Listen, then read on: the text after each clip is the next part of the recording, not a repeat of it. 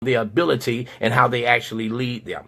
Without leadership, there is no teamwork and people go all the way. If your dream is big and you require the teamwork and the group of people, the potential leaders that you select to go onto your journey, here's what you need to do. You need to look at who influences them, who do they influence, and is their influence increasing or decreasing? To be a good judge of potential leaders, don't just go see the person, see all the people that they influence. Because hear me, you will find out that you will have people that will go through and make some things worse than what they actually are. I'm gonna give you one more point. I'm gonna let you go. All right. I'm gonna give you one more point because it's 9 o'clock. I told you I get y'all off at 9. Number 4, add value. To every person around you, they should have an effect on you to help you influence or fulfill your vision. You probably have never noticed this. Some people will hinder you and some will help you. And if some helps you, watch this here, and if some helps you, they will then begin to show you exactly when you move to the places that you have to really go through. And because of that, lots of wonderful people will add value to you in the right place.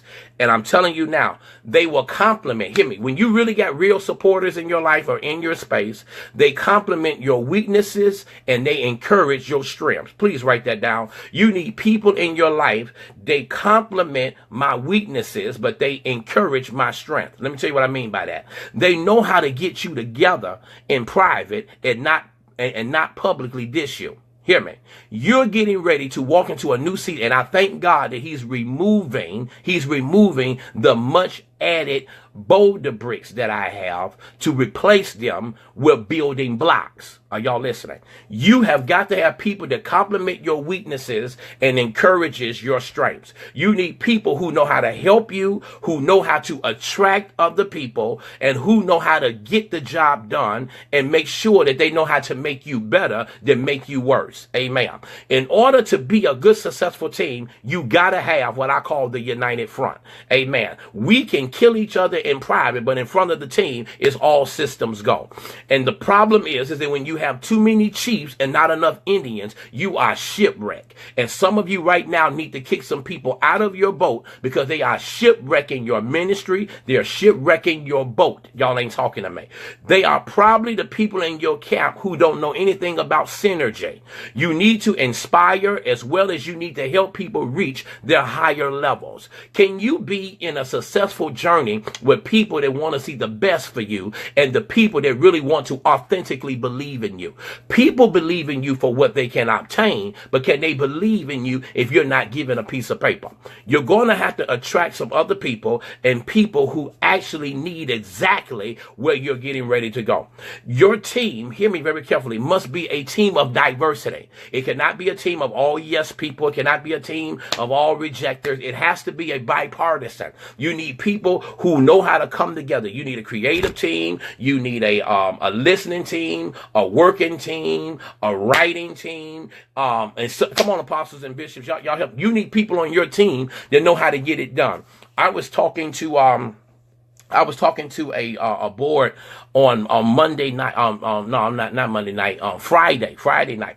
I was talking to a board, and when I was talking to the board, I said, "Do you first know your responsibility?"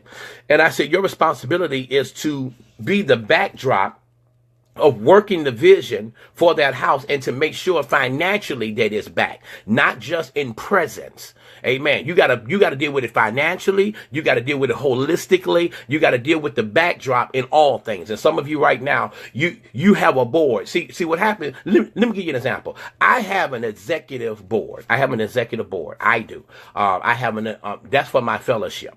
Amen. And my executive board deals with the jurisdictional prelates of each region that I govern. And their job is to help me, if they sit at the table, to be the stockholders, to have a vested interest, not just in presence, but also a financial place. Now, Now, what I've instituted after talking to my leader, he said, you need to have an advisory board. And your advisory board needs to govern your executive board. You need some people who know how to talk to you, because you can have people sitting at your table that would be your biggest adversaries. Are y'all listening to me? And you got to have some people who you can bounce some things off of, because your executive board, if you're not careful, they will become your equal, and then they'll become your Miriam and your Aaron.